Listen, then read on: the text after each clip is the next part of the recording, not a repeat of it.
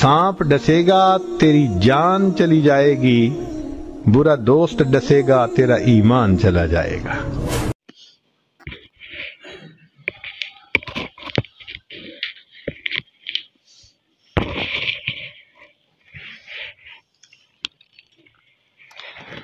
توجہ فرمائیں، شیخ سلطان احمد سسر ہیں حضرت مجدد الف ثانی رحمہ اللہ تعالیٰ کے، اور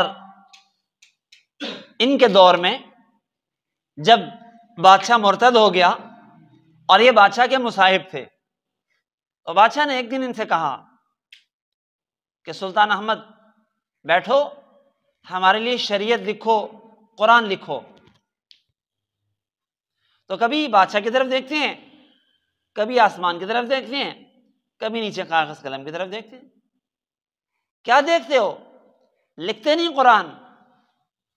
کہا انتظار کر رہا ہوں جبریل کا، وہ آئے اور آسمان سے قرآن لائے اور میں لکھ کے آپ کو دوں۔ طنز کیا بادشاہ کو، بادشاہ شرمندہ ہوا۔ کہا اچھا آپ جائیں اور لاہور سے دلی تک کے درمیان کا جو علاقہ ہے وہ آپ کے سپرد کیا، آپ جا کے اس کی حکومت کریں۔ شیخ سلطان پہلے ہی چاہتے تھے کہ بادشاہ سے دور ہو جائیں، چونکہ بادشاہ گمراہ ہو گیا، مرتد ہو گیا۔ تھانے سر چلے گئے اور تھانے سر اور اس کے قرب و جوار سب علاقوں کا محصول اکٹھا کرتے تھے اور علماء، طلباء اور نیک لوگوں پہ خرچ کر دیا کرتے تھے۔ عرصہ گزر گیا 12 سال کا، اور شیخ سلطان سب محصول وہاں جمع کر کے خرچ کیا کرتے تھے۔ بادشاہ نے بھی پوچھا نہیں، شاید اس کو بھی اندازہ تھا کہ شیخ سلطان اب کچھ مجھ سے دور دور رہ رہے ہیں، بتکے ہوئے ہیں۔ بہرحال ایک مرتبہ 12 سال کے بعد اکبر بادشاہ وہاں سے گزرا، تھانے سر میں قیام کیا اور بلایا شیخ سلطان کو ان سے معلوم کرنے کے لیے کہ محصول ہے جو جمع کیا اتنا عرصہ، اس کا حساب دو۔ شیخ سلطان جب گھر سے نکلے تو عزم کر لیا کہ بس آج تو شہید ہو کے واپس آؤں گا، آج تو شہید ہی ہوں گا۔ چنانچہ جب پہنچے بادشاہ کے پاس، بھائی محصول کا حساب دیں، 12 سال سے آپ لے رہے ہیں، کہاں ہے، کہاں خرچ کیا؟ بادشاہ تو مرتد ہو چکا ہے، دار اسلام سے خارج ہو چکا ہے، اور مرتد کا مال حلال ہوتا ہے۔ میں نے وہ مال لے کے علماء، طلباء پہ، لوگوں پہ خرچ کر دیا، تقسیم کر دیا۔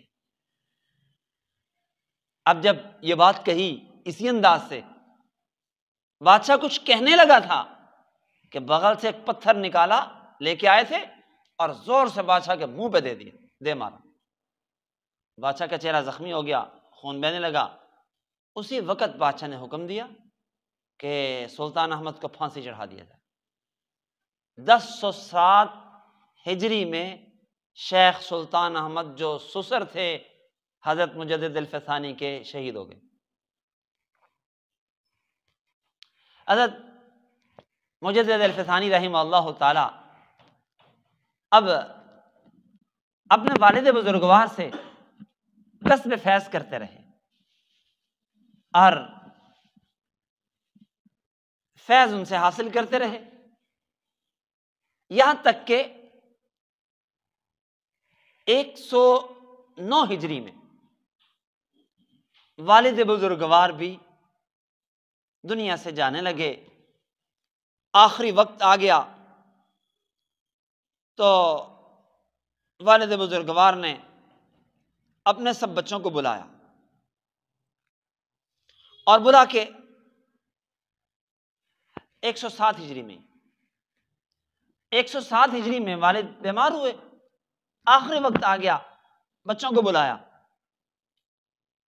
سب بچوں کو بلا کے بٹھا کے کچھ نصیحتیں، وصیتیں فرمائیں، اور اپنی 3 خلافتیں، خرقہ خلافت جو سلسلہ چشتیہ میں شیخ عبد القدوس گنگوہی سے حاصل کی تھی، سلسلہ قادریہ میں جو شیخ شاہ کمال کیتھلی سے حاصل فرمائی تھی، اور سلسلہ سہروردیہ کی خلافت جو انہوں نے اپنے آباء و اجداد سے حاصل کی تھی. یہ تینوں خلافتیں، تینوں خرقے سپرد کیے اپنے بیٹے شیخ احمد کے، اور انہیں اپنا خلیفہ نامزد کر کے دنیا سے تشریف لے گئے.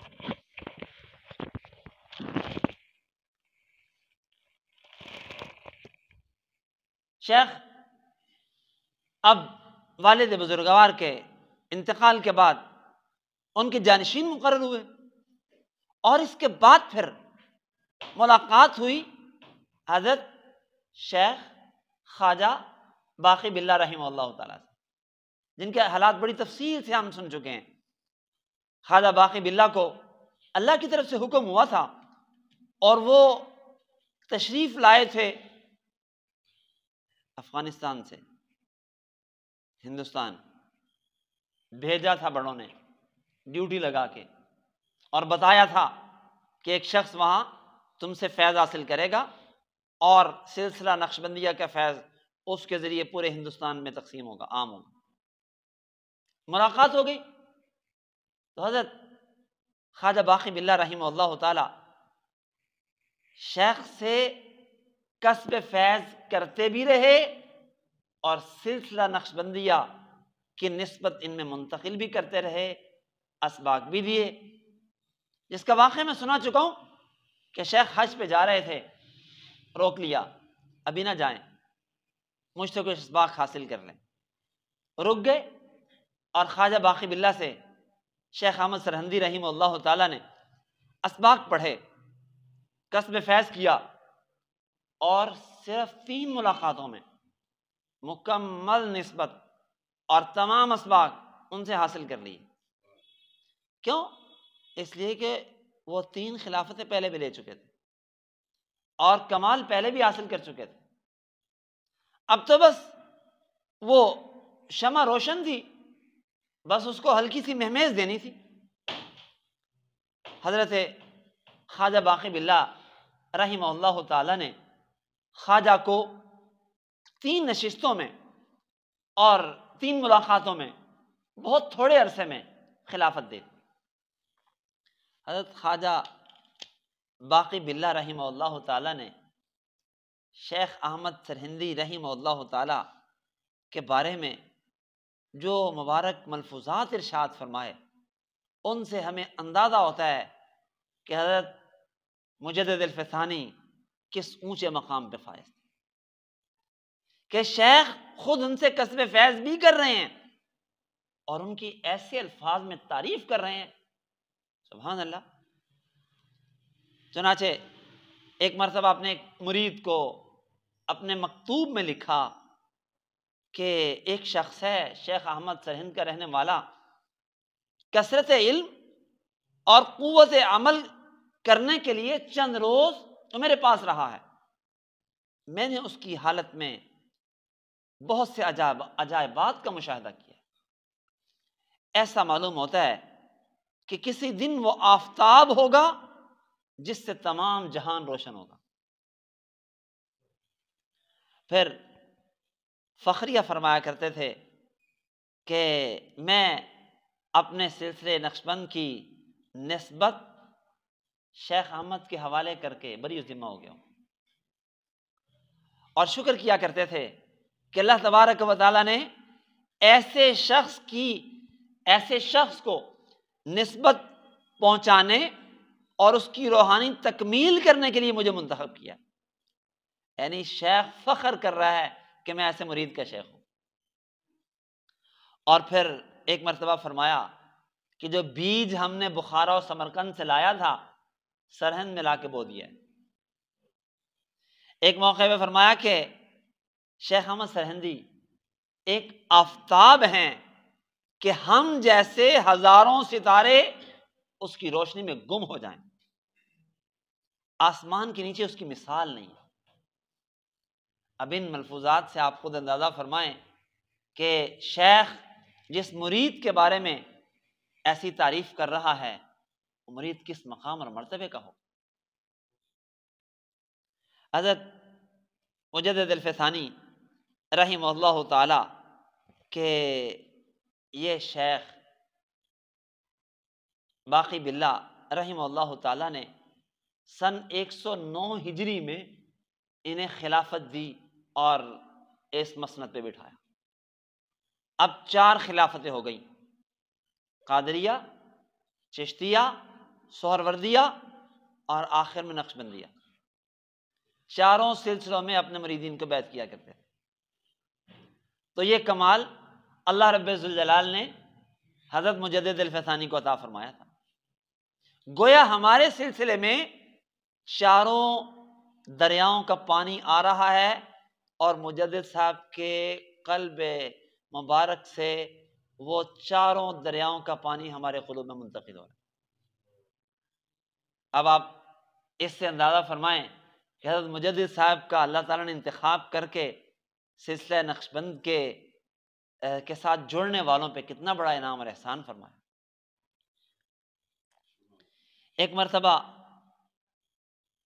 شہر سرہند کے جنوب مشرق میں ایک اونچا ٹیلہ ہے جہاں مشہور تھا کہ یہاں انبیاء کی قبور ہیں۔ تشریف لے گئے، نماز ظہر وہاں ادا کی۔ ظہر کی نماز کے بعد مراقب ہوئے تو بتایا گیا کہ یہاں پہ انبیاء کی قبور ہیں۔ لکھنے والے لکھتے ہیں کہ اب وہ قبور اکثر مسخ ہو چکی ہیں، یعنی ان کے نشانات باقی نہیں ہیں۔ تشریف لے گئے وہاں پہ اور وہاں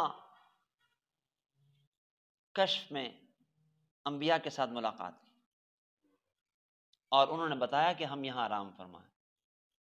تو فرمایا کرتے تھے کہ 3 انبیاء مرسل یہاں موجود ہیں، مدفون ہیں، میں چاہوں تو ان کے نام بھی بتا سکتا ہوں۔ حضرت مجدد الفسانی رحمہ اللہ تعالیٰ کو اللہ رب ذوالجلال نے یہ مقام عطا فرمایا اور پھر شہر سرہند میں حضرت کو بھیجا، اور حضرت یہ بھی بات فرمایا کرتے تھے کہ ان 3 نبیوں کی وجہ سے شہر سرہند کو یہ عزت اور شرف اللہ نے عطا فرمایا۔ قرآن پاک میں اللہ فرماتے ہیں اِن مِّن أُمَّةٍ إِلَّا خَلَا فِيهَا نَذِيرٌ، ہر امت میں اللہ نے کوئی نہ کوئی ڈرانے والا بھیجا ہے۔ اس میں بڑی بحث چلی علماء میں کہ ہندوستان میں کیا کوئی اللہ کا نبی آیا ہے؟ تو یہ بات تو طے شدہ ہے کہ ہندوستان بھی چونکہ قدیم بسنے والا علاقہ ہے جہاں انسانیت قدیم زمانے سے بستی ہے، یہاں بھی اللہ کے نبی اور رسول ضرور آئے، لیکن وہ کون ہے اللہ نے نہیں بتایا قرآن میں، نہ نبی پاک نے اپنی احادیث مبارکہ میں بیان فرمایا۔ بہت سی باتیں اللہ نے ہم سے مخفی رکھی ہیں۔ قرآن میں صرف 25 انبیاء کا ذکر ہے اور دیگر انبیاء کا تذکرہ ہمارے سامنے نہیں کیا۔ اس خطے میں انبیاء آئے ہیں ضرور، لیکن ان کے نام کیا ہیں اللہ نے پردہ خفا میں رکھے ہیں، اور حضرت مجدد صاحب نے بھی ہمیں نہیں بتائے، ان اولیاء نے بھی بتائے نہیں ہیں۔ اللہ تعالیٰ کی منشا ہوتی ہے نا، اس کے مطابق پھر اللہ تعالیٰ اس چیز کو مخفی رکھتا ہے۔ بعض لوگ درپے ہیں، پیچھے پڑے ہوئے ہیں کہ وہ ہندوؤں کے کچھ بڑوں کو پیغمبر ثابت کریں کہ یہ پیغمبر تھے، اور یہ ڈٹائی ہندوؤں کی طرف سے ہے۔ ہندوؤں نے اپنی کتابوں میں لکھا ہے کہ ان میں کوئی نبی اور رسول نہیں آیا۔ ان کی کتابیں جو آج ملتی ہیں ویدیں، ان کے لکھنے والے جو لوگ ہیں